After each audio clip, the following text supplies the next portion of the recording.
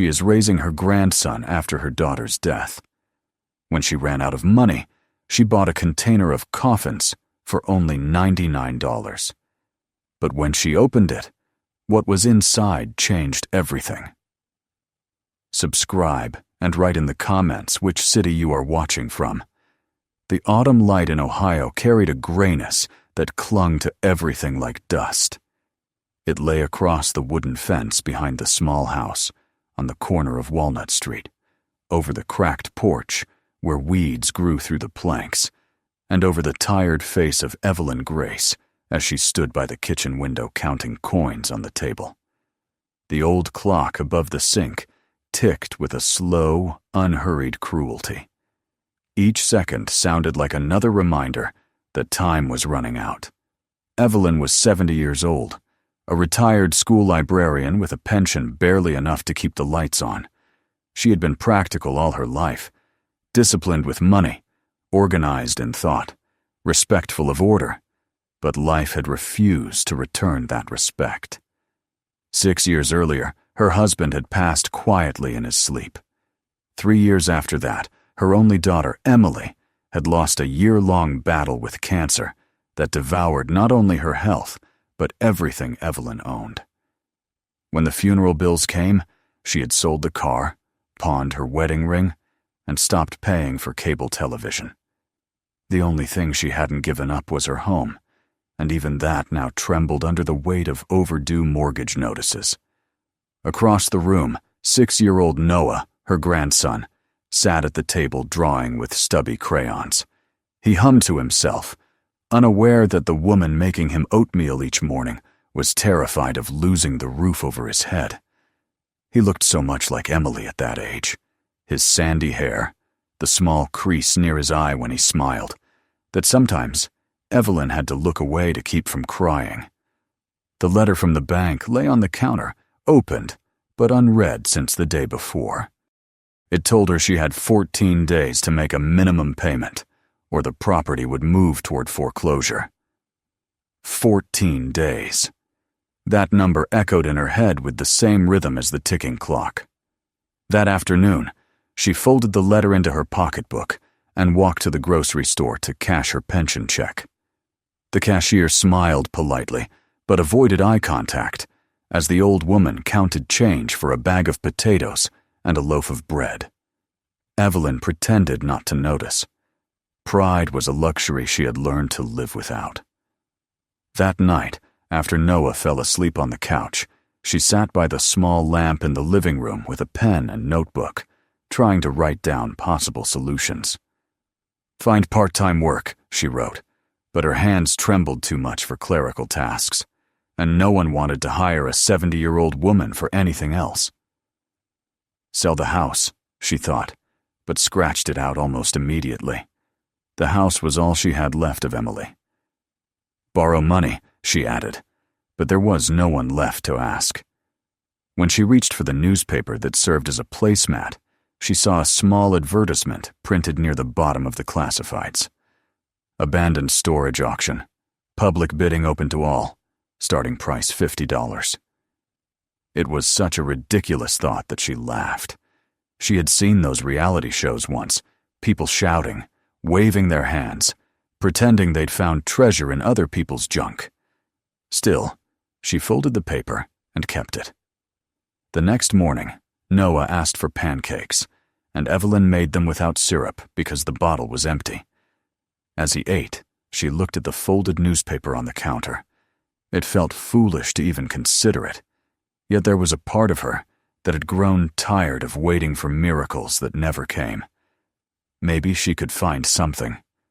An antique, a box of old jewelry, anything to sell for a little money. She borrowed her neighbor Mrs. Bennett's old blue pickup truck. It smelled faintly of gasoline and lavender air freshener. Noah insisted on coming along, promising to help carry things.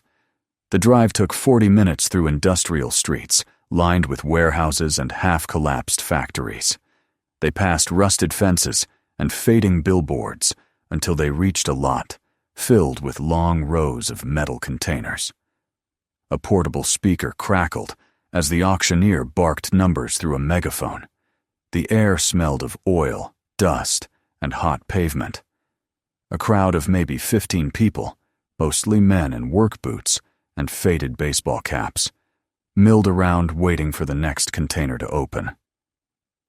Evelyn stood near the back, holding Noah's hand tightly. She felt every pair of eyes glance at her and move on.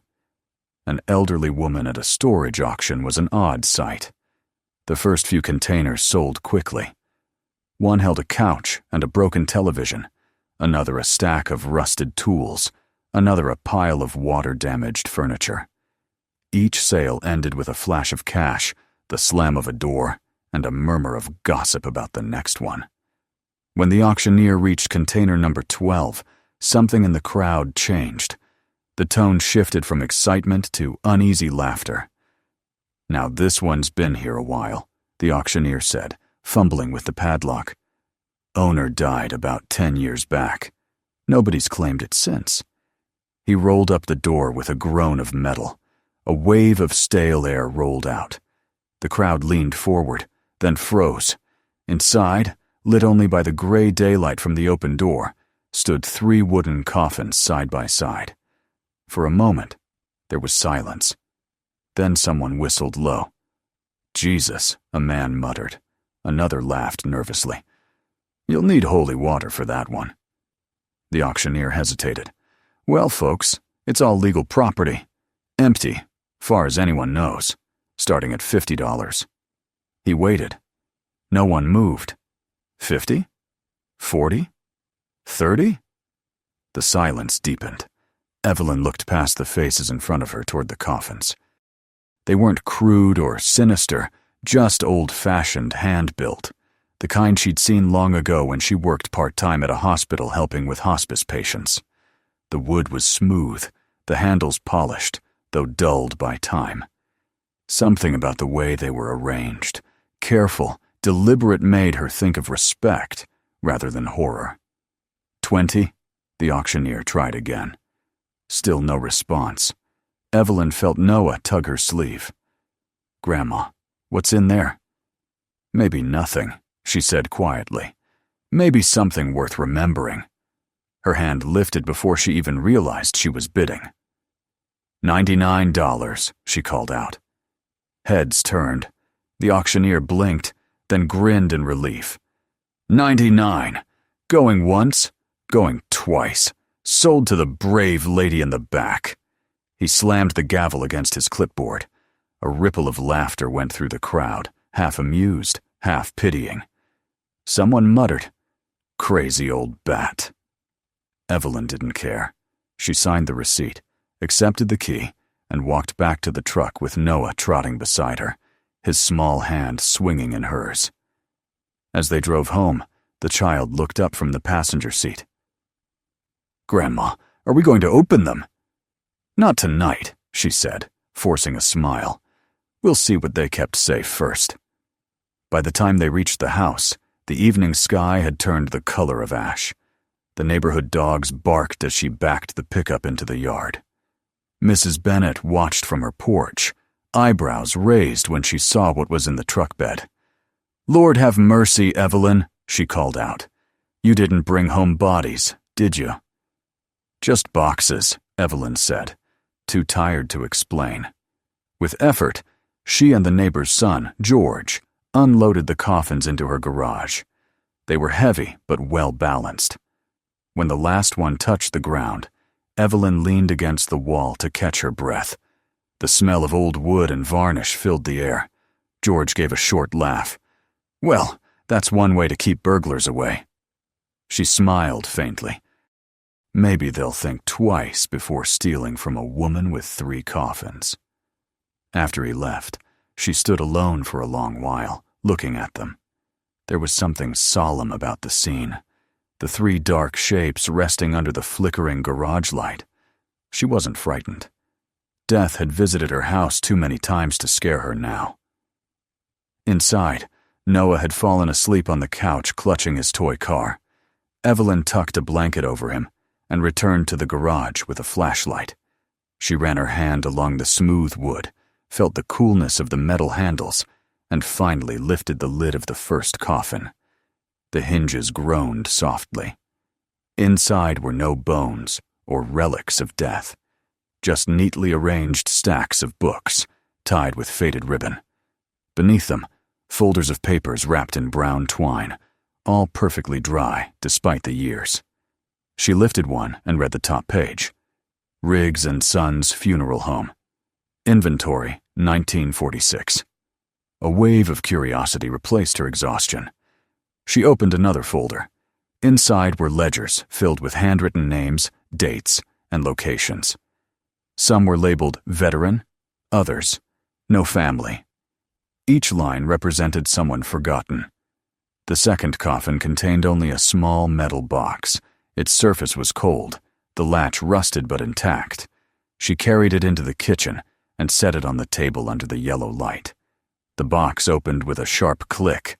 Inside lay sealed envelopes, old photographs, and a folded American flag neatly packed beneath glassine paper. Evelyn's breath caught. She recognized the careful symmetry of military archives. A small tag read, "Property of Charles Riggs, Director." When she returned to the garage, the third coffin remained locked. Searching through the papers, she found a small brass key tucked into one of the envelopes. It fit the lock perfectly. The lid creaked open to reveal 3 aluminum containers wrapped in heavy cloth, their surfaces stamped with serial numbers and government seals.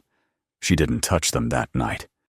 Instead, she sat on a folding chair, the flashlight beam dancing across the shapes. The house was silent except for the hum of the refrigerator.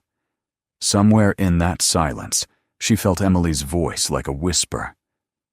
"Don't be afraid of what's dark, Mom. Be afraid of giving up." Evelyn stayed there until dawn, watching the first light seep through the cracks of the garage door, painting the coffins gold. When Noah woke, he found his grandmother sitting at the kitchen table with the metal box beside her and papers spread across the surface.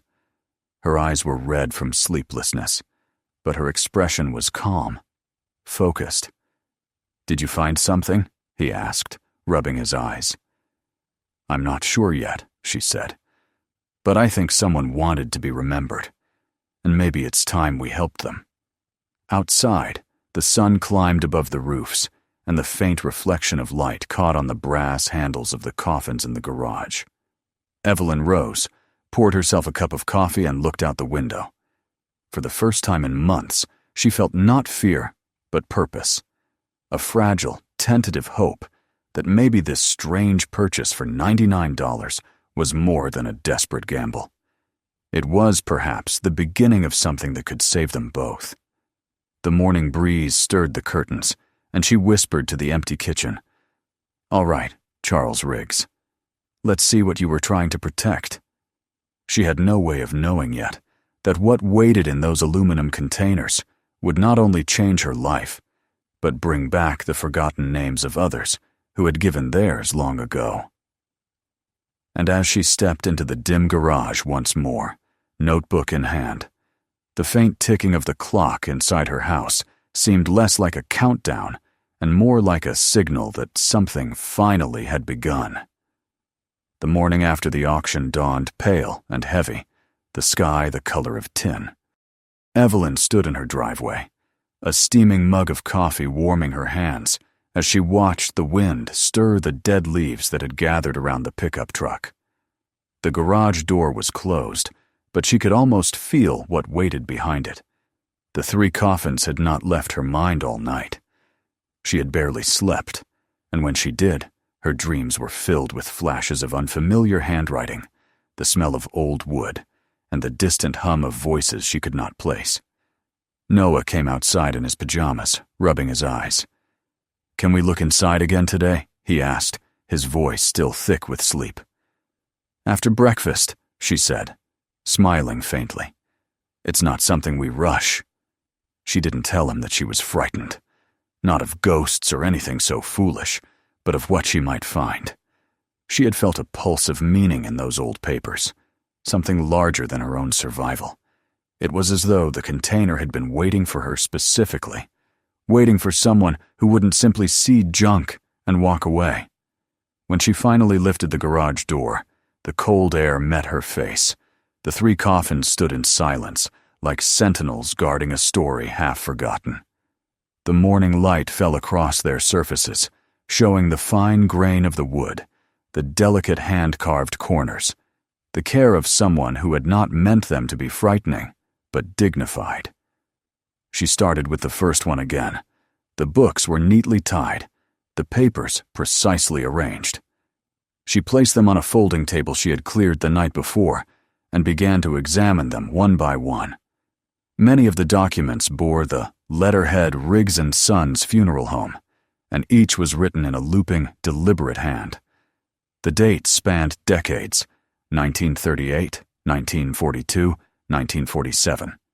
There were notes about funerals conducted for soldiers, many marked as no known relatives. By mid-morning, she had assembled small piles, receipts, letters, ledgers, and faded photographs. Some showed men in uniforms smiling proudly before trains and ships. Others depicted funerals, with American flags folded on caskets.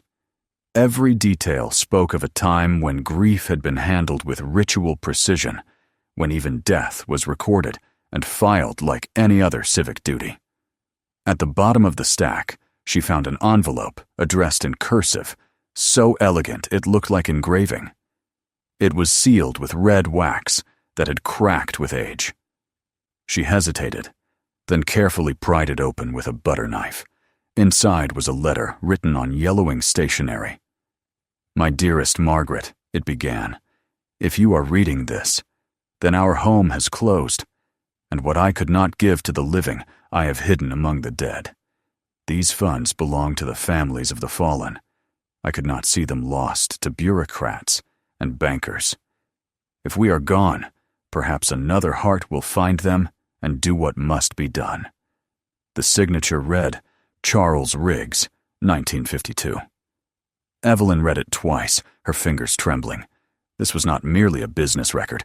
It was a confession, a secret passed through time. Someone had tried to protect something, money, perhaps, or objects of value. But more than that, a promise. She turned to the second coffin. Inside, under the small metal box she had seen the night before, she found several military tags tied together with string, each bearing a name and a serial number. She recognized some of the surnames from the ledgers she had already read. Beneath them were envelopes marked "Compensation Unpaid." The more she read, the clearer the pattern became. These were death benefits that had never reached their rightful recipients, funds that had somehow fallen through the cracks of wartime bureaucracy. Her breath quickened. Could such money still exist in the system? Could it be claimed? The thought made her uneasy, as though she were trespassing through history. Then she came to the third coffin, the one that had remained locked until last night. The aluminum containers inside still glimmered faintly in the dim light. Each was stamped with an official seal, United States Treasury, Property of Veteran Affairs, 1944. She ran her fingers over the embossed numbers. The lids were screwed shut, but the screws had rusted enough to yield when she turned them with a wrench. The first lid lifted with a reluctant sigh. Inside lay 3 long, narrow pouches wrapped in canvas. When she unrolled the first, a dull, golden gleam flashed across the surface. It was a gold bar, small but heavy, its edges worn smooth by time. She lifted it carefully, and for a moment, the weight in her hand seemed to silence everything around her. There was no question it was real. The stamp was clear. U.S. Mint, 1943. She replaced it quickly, her heart pounding. Beneath the pouches were sealed packets of war bonds and savings certificates.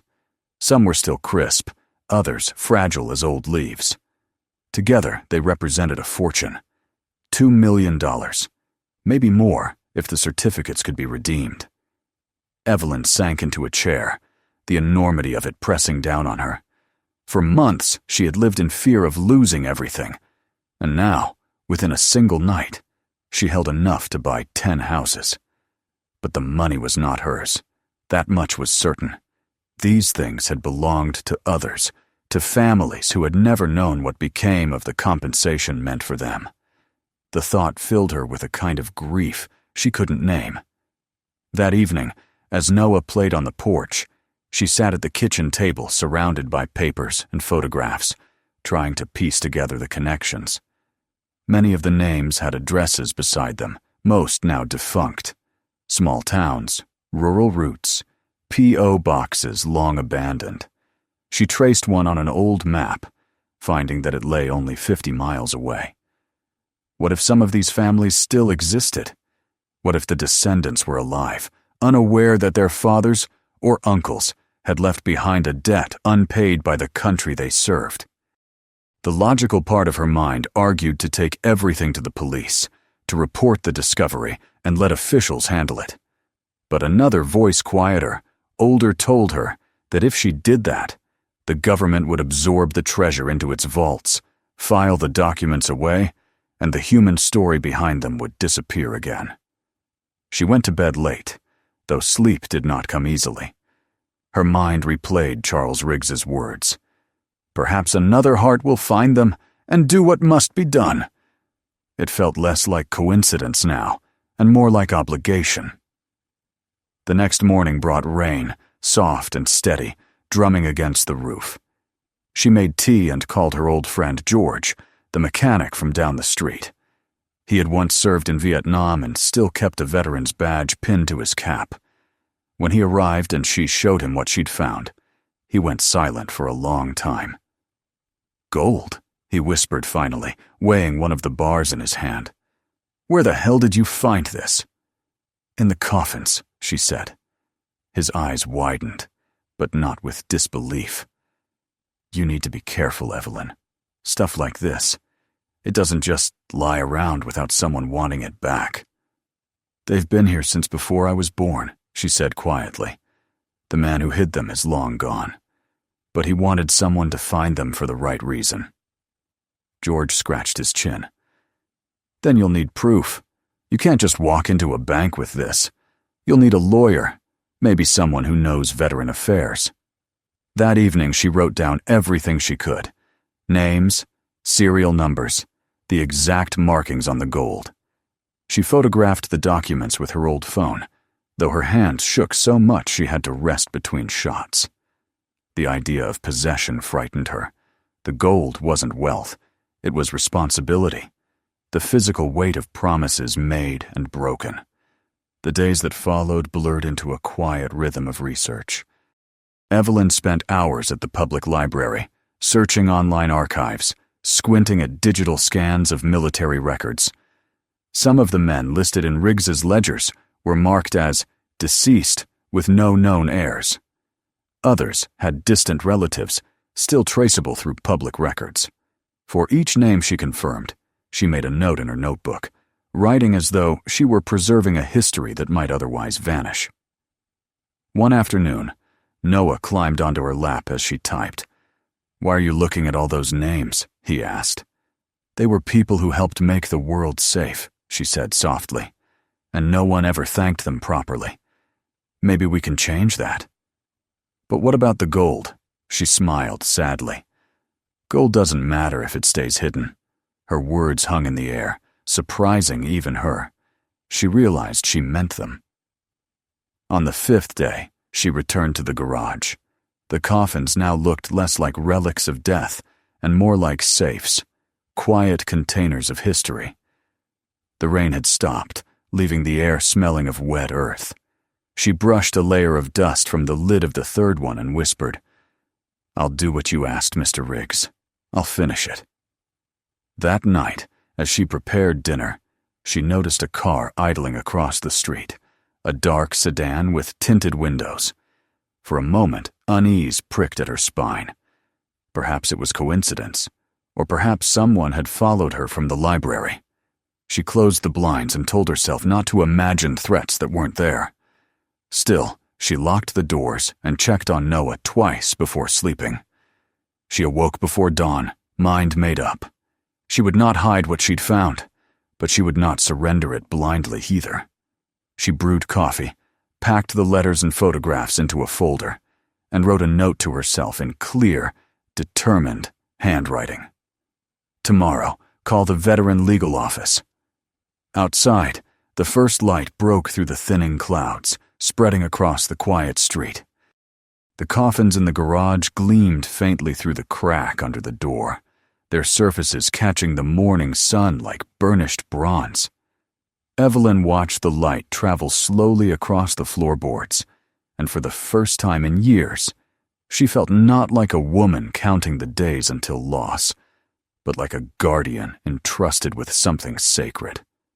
The line between past and present had blurred, and in that fragile space, she sensed that the choice she would make next, the decision of what to do with the secret buried inside those coffins, would not only determine her own fate, but restore the voices of the men whose names had lain forgotten for generations. She straightened her shoulders, closed the folder carefully, and whispered into the quiet room. "All right, Charles Riggs, let's finish this together." The air seemed to stir in reply, a soft, approving sigh from somewhere deep within the house. It was only the wind, perhaps, yet it felt like history, breathing once more. The following days passed like a slow, deliberate heartbeat.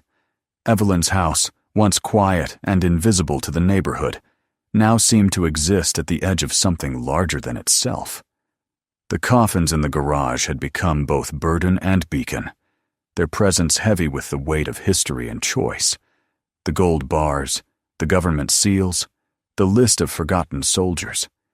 It all seemed too vast for one old woman to carry, and yet she did, with the same steadiness she once used to guide children through books in her school library. Every morning she woke before Noah, brewed coffee, and sat by the kitchen table reading through letters that no one had read in 70 years. One morning, as gray light filled the house, she picked up the phone and dialed the number of the legal clinic for veterans she had written down days before. The man who answered spoke slowly, carefully, his voice the kind of calm that comes from decades of bureaucracy. When she explained who she was and what she had found, there was a pause on the other end, long enough that she thought the call had dropped. Then the man cleared his throat. "Ma'am, this sounds unusual. We'd like to send someone to talk to you. Can you come to the office, or would you prefer a home visit?" She hesitated. "Home, please. I'd rather not move what I've found." "Understood," he said. "I'll send a representative tomorrow. A Mr. Lawrence. He's one of our senior advisors." That night, Evelyn barely slept. She sat on the couch watching Noah draw spaceships on paper, the sound of his pencil soft and steady. Every few minutes she looked toward the window, where the faint reflection of the streetlight glowed like an unblinking eye. She wondered whether Charles Riggs had felt the same sleepless anxiety all those years ago when he decided to hide what he couldn't protect. By morning, rain had returned. The man who arrived just after 9 introduced himself as Adam Lawrence, a tall, gray-haired veteran with kind eyes and the careful gait of someone who had learned to carry both authority and empathy. His handshake was firm, but not overbearing. Evelyn led him into the kitchen, where the metal box and several folders were laid neatly on the table. He adjusted his glasses, scanning the documents with growing astonishment. "These are authentic," he murmured. Riggs & Sons was a real firm, closed down in 1984 after a fire. The owner, Charles Riggs, had been decorated for civilian service during the war. But this, he tapped the letter with the confession. "This is something no one's ever seen." Evelyn watched his face carefully. "What happens now?" "Well," he said slowly, "technically, this belongs to the U.S. Treasury. But there are provisions in the law for what's called found property of historical or federal value. You could be entitled to a percentage as a discoverer, especially if you cooperate fully and help identify any surviving families listed here. And if I don't?" He looked up at her, meeting her eyes. Then the government will take it anyway, only without your name on the record. She nodded, having expected as much. Then I'll cooperate, but on one condition. I want these names to be honored, not buried again. He smiled, a little surprised. I think we can make that happen. Over the next week, the house became a kind of command post. Adam brought a small team from the legal clinic, and together they cataloged every document, every gold bar, every bond certificate. They took photographs, measurements, and notes. The garage smelled of old paper and metal, and the sound of camera shutters echoed softly under the rafters. Evelyn stayed close, afraid to let any of it out of her sight. Reporters arrived within days. The first story ran in the local paper. Retired librarian finds Wubud treasure in storage auction. Within hours, it spread to national outlets, then to television. Vans with satellite dishes began to appear along Walnut Street. Strangers walked by slowly, peering through fences, whispering. Mrs. Bennett called from across the street to warn her. "They're talking about you on Channel 8, Evelyn. Be careful what you say." But there was no turning back. When Adam arranged an interview with the Department of the Treasury, Evelyn went in her best navy blue dress, the one she had worn to Emily's graduation years ago. She carried a folder of photographs and the original letter from Charles Riggs. The officials listened, polite but guarded, as she told the story from the beginning. The auction, the 3 coffins, the letter about the hidden funds, the lists of soldiers. One of them, a woman with a crisp white blouse and an expression honed by years of protocol, leaned forward. "Mrs. Grace, do you understand the significance of what you've done?" "I understand that those men died, and their families never received what they were owed," Evelyn said, "and that someone tried to protect that debt from being lost." The woman nodded slowly. "Then you've done more than most people ever would."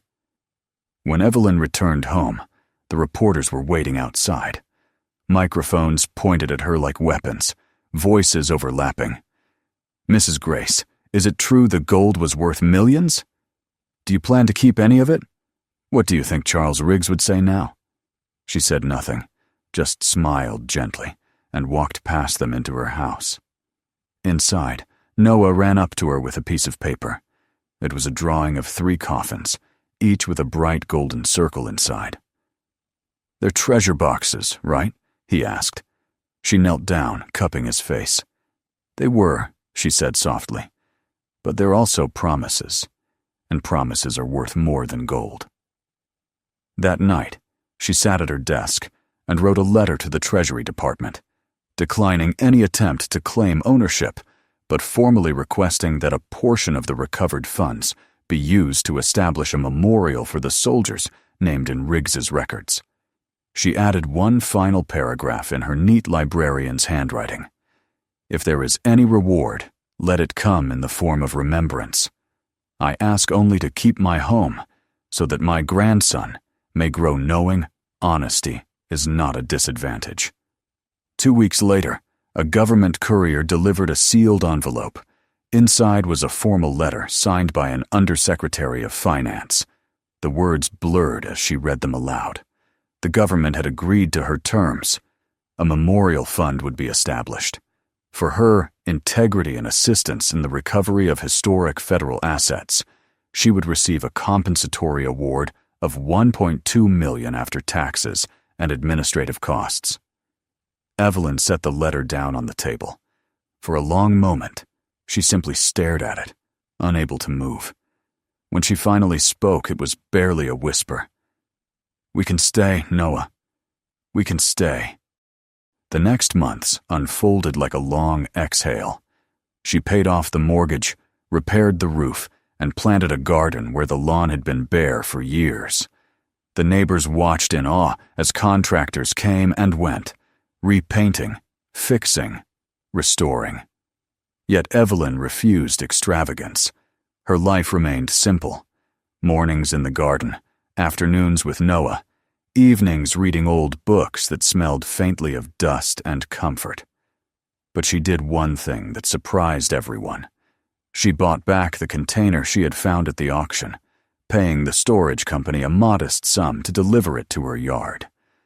The same metal box that had once been the symbol of her desperation now stood behind her house like a monument. The 3 coffins remained inside, polished and empty. She refused to sell them or discard them. Instead, she added small brass plaques to each lid, engraved with words that reflected their journey: memory, duty, and redemption. In early spring, the memorial ceremony took place in the city park. Veterans, families, and reporters gathered beneath the clear sky. A bronze plaque stood on a granite base, bearing the names of 37 soldiers identified from Riggs's archives. A wreath of poppies surrounded it. Evelyn sat in the front row beside Adam Lawrence, her hands folded tightly in her lap. When the mayor spoke, his voice carried over the crowd. This monument stands not only for the fallen, but for those who keep their promises, even when time forgets.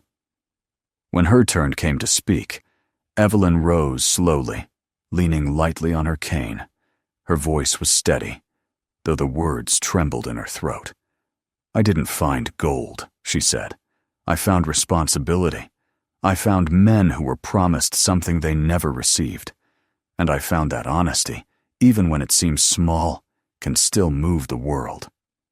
When the ceremony ended, Noah placed a small American flag beside the monument. "Now they'll remember," he said proudly. Evelyn squeezed his hand. "Now they will." That evening, the house was quiet again. The news vans were gone, the reporters chasing their next story. Evelyn sat on the porch with a cup of tea, watching Noah chase fireflies across the yard. The sky blushed with the last colors of sunset. For the first time in years, she felt no fear of tomorrow. Inside the garage, the 3 coffins gleamed faintly in the dim light. She had lined the walls with shelves of old books, turning the space into something between a library and a chapel. On the wall hung a photograph of Emily, her smile frozen in that forever young grace. Beneath it, a brass plate read, "In memory of those who gave, and those who kept giving." Before bed, Evelyn stepped inside the garage one last time. She ran her hand over the polished wood, tracing the engraved words with her fingers. "You can rest now, Mr. Riggs," she whispered. "You did what you could. The rest was never lost." Outside, the night wind stirred the leaves, and in the faint glimmer of moonlight, the coffins looked less like symbols of death and more like vessels of promise, the kind that carry hope quietly through time, waiting for someone willing to open them. When she returned to the porch, Noah had fallen asleep on the swing, the dog curled beside him. Evelyn covered him with a blanket and sat beside him, her gaze fixed on the horizon, where the stars had begun to appear. Tomorrow, she thought, they would plant 3 young oaks in the yard, one for memory, one for duty, one for redemption.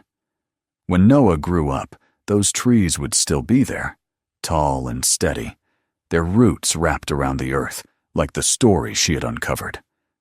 For now, the world was still. The ticking of the kitchen clock drifted faintly through the open window. Evelyn closed her eyes, feeling peace settle over her like a soft shawl.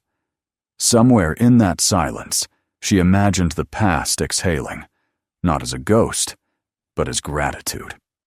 And when she whispered goodnight to the dark, it felt as though the years themselves had finally answered back. If you enjoyed this story, make sure to subscribe so you don't miss what's coming next. You can also watch more stories like this one right here on the channel, and if it moved you, share it with someone who needs to hear it.